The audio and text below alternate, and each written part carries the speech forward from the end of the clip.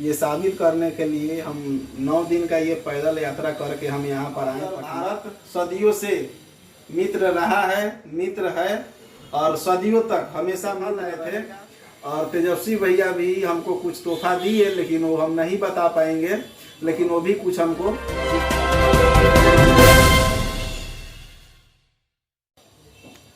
जी, आपके दिल में क्या आया कि आप नेपाल देश? भारत और नेपाल के रिश्ते पौराणिक या रोजी रोटी या बेटी रोटी या रिश्तों की बात करें तो ये सदियों से पड़ोसी देश नेपाल का भारत के साथ काफी गहरा रिश्ता रहा है। चाहे वो परंपरा की बात करें या एक दूसरे के आपसी सौहार्द की बात करें, हम एक के बगैर रह नहीं सकते हैं। भारत और नेपाल जुड़वा भाई कह ले या पड़ोसी कह ले, जो कुछ भी कहे वो कम है। यानी कुल मिला के मित्रवत व्यवहार का रिश्ता सदियों से चलता आ रहा है।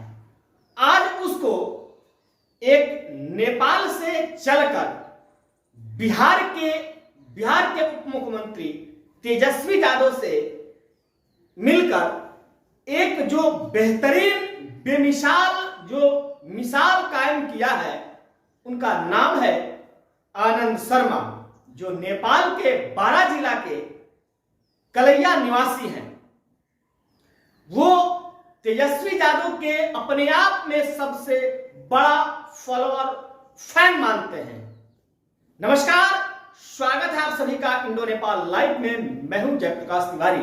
आज बात करेंगे भारत नेपाल रिश्तों पर एक मिसाल पेश करने वाले एक युवक का, जो युवक उसकी बेताबी, बेचैनी और कितने बड़े वो भारत के एक युवा नेता, बिहार के उप मुख्यमंत्री तेजस्वी यादव के फैन हैं।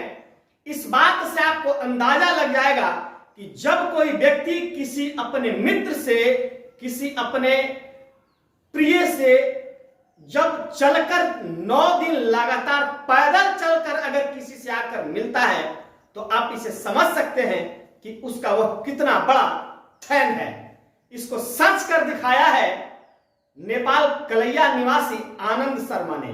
लगातार पैदल चलकर, सिर्फ पैदल ही नहीं बल्कि भारत नेपाल का झंडा लेकर, यानी उस झंडा में पूरी तरह से ये दिख रहा है कि हमारा रिश्ता अटूट रिश्ते हैं भारत और नेपाल के। इसकी मिसाल पेश करते हुए भारत नेपाल की संबंध और बेहतर मजबूत कैसे हो, इसको लेकर के एक तरह से मुहिम शुरुआत कर अकेले 9 दिन तक लगातार पैदल चलकर आनंद शर्मा बिहार के उप मुख्यमंत्री तेजस्वी यादव से आकर मिलते हैं। मिलने के बाद उन्हें कितनी खुशी होती है, तेजस्वी उन्हें किस तरह लेते हैं, कितनी गंभीरता से लेते हैं, दोनों की मुलाकात किन किन मुद्दों पर होती है, एक दूसरे को देखकर कितने खुश हो रहे हैं, इसके लिए हम लेकर चलेंगे और बताएंगे, दिखाएंगे उस शख्स को। खुद ही वो अपनी इस चीजों को बयां करेगा कि जब वो बिहार के उप मुख्यमंत्री तेजस्वी से 9 दिन पैदल चलकर आए हैं, तो तेजस्वी से मिलते हैं, तो तेजस्वी ने उन्हें कितनी गंभीरता के साथ लिया है। वहीं इस वीडियो में वो सब कुछ हम दिखाएंगे कि आखिर आनंद न सिर्फ पैदल चलकर आए हैं, बल्कि क्या मुहिम लेकर आए हैं, क्या उद्देश्य लेकर आए हैं, क्या आवश्यकता है उन्हें भारत नेपाल के रिश्ते और मजबूत हो, इसको लेकर के उन्होंने क्या कुछ कहा। तो सुनिए इस रिपोर्ट में और देखिए हमारे इस रिपोर्ट को कि भारत नेपाल का रिश्ता और भी मजबूत हो, यह हमारी भी मुहिम है। और सबसे बड़ी बात, आप इंडो नेपाल लाइव चैनल देख रहे हैं, तो इंडो नेपाल लाइव चैनल का भी कहीं ना कहीं पूरी तरह से यही उद्देश्य है, यही प्लेटफॉर्म है कि हम सिर्फ पत्रकारिता ही नहीं करते हैं, बल्कि दोनों देशों का आपसी संबंध और मधुर हो और पारंपरिक बढ़े और मिठास बढ़े, दोनों साथ मिलकर चले। ये इंडो नेपाल लाइव चैनल की भी मुहिम है। तो फिलहाल देखिए आनंद शर्मा को और सुनिए आनंद शर्मा को कि आखिर इतने दिन पैदल चलकर आए और मिले तेजस्वी से, क्या कहा उन्होंने तेजस्वी। जी, आपके दिल में क्या आया कि आप नेपाल देश से पैदल यात्रा करके पटना के सरजमी पे आप तेजस्वी यादव जी से मिलने के लिए आए हैं। ये तेजस्वी भैया का इस पूरे विश्व में तेजस्वी भैया का सबसे बड़ा फैन उनका मैं ही हूँ। ये साबित करने के लिए हम 9 दिन का ये पैदल यात्रा करके हम यहाँ पर आए पटना। और उसके बाद में रोटी बेटी का जन जन का संबंध बहुत अच्छा हो और मजबूत हो, ये संदेश गया। और दोनों देश का जो ये झंडा है, ये दोनों देश का झंडा ये संदेश दिया कि नेपाल और भारत सदियों से मित्र रहा है, मित्र है और सदियों तक हमेशा मित्र रहेगा। और पर्यटन प्रवर्धन के लिए और सबसे ज़्यादा जो एक गाड़ी का समस्या था उसके लिए। और एक बात क्या है कि बिहार प्रदेश, जो भारत का बिहार प्रदेश है और नेपाल का मध्य प्रदेश है, ये दोनों प्रदेश एक दूसरे पर आत्मनिर्भर है। मतलब कि दोनों का संबंध एक दूसरे पर आधारित है, बहुत ही ज़्यादा लगाव है दूसरे को।